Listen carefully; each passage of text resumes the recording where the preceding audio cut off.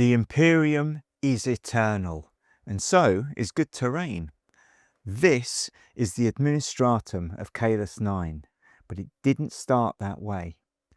We've used this building across countless games, a 20th century brutalist tower originally built for superhero skirmishes, and more recently home to cyberpunk gangs in the Undercity. It's big, it's practical, and it never felt remotely imperial until now. I'm always looking for ways to adapt terrain rather than build it from scratch. It saves time, storage, and lets you honour the work that's come before. So to transform this skyscraper into a grimdark edifice, we started at the top, literally. That bold cornice running along the roofline, that's just made from a simple wooden moulding like an old picture frame, trimmed, repurposed to give the building the ornate silhouette it needed. And then halfway down, just here, another moulding adds a waistline, breaking up the bulk of the brutalism and hinting at Gothic intent. Because underneath the paint and banners, this building is still all sharp lines and functional form. It just needed dressing. From that top cornice, we added banners, tall, striking, temporary, laser printed, blue tacked in place. Designed them in my lunch hour the other day with the help of generative AI. That means they're easy to swap out if ever I want to return this to its cyberpunk roots or a superhero cityscape. Each one carries a message, symbols of imperial virtue, victory, faith, truth. Their purpose is clear. Inspire the loyal, intimidate the weak. These messages aren't suggestions. Their doctrine. Around the base, in the plaza, statues have been placed, representing the noble sacrifice of the people. They serve not as individuals, but as symbols, representations of sacrifice of duty, of faceless citizens who gave everything for the emperor and ask for nothing in return.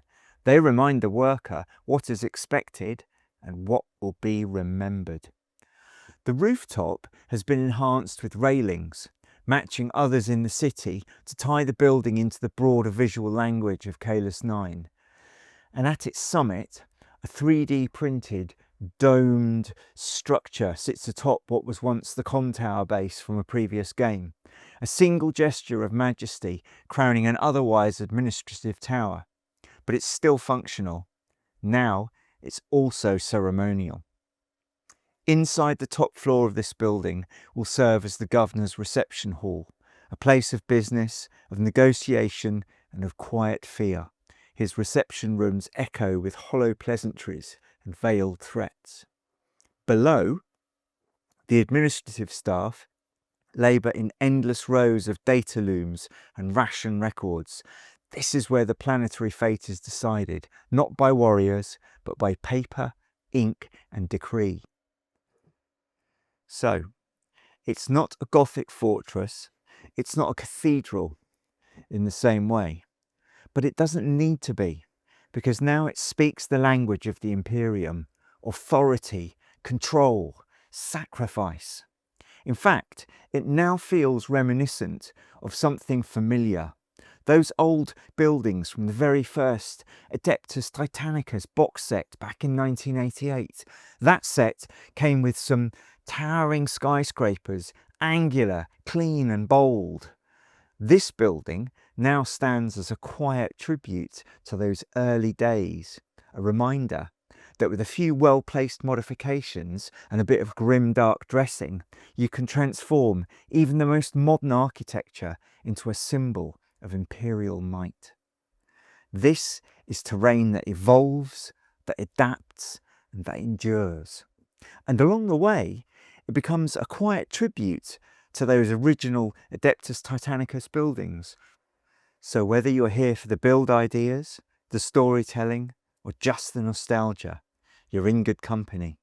And if you enjoyed this video, please like and subscribe. And when you come back, I'll see you on the battlefield.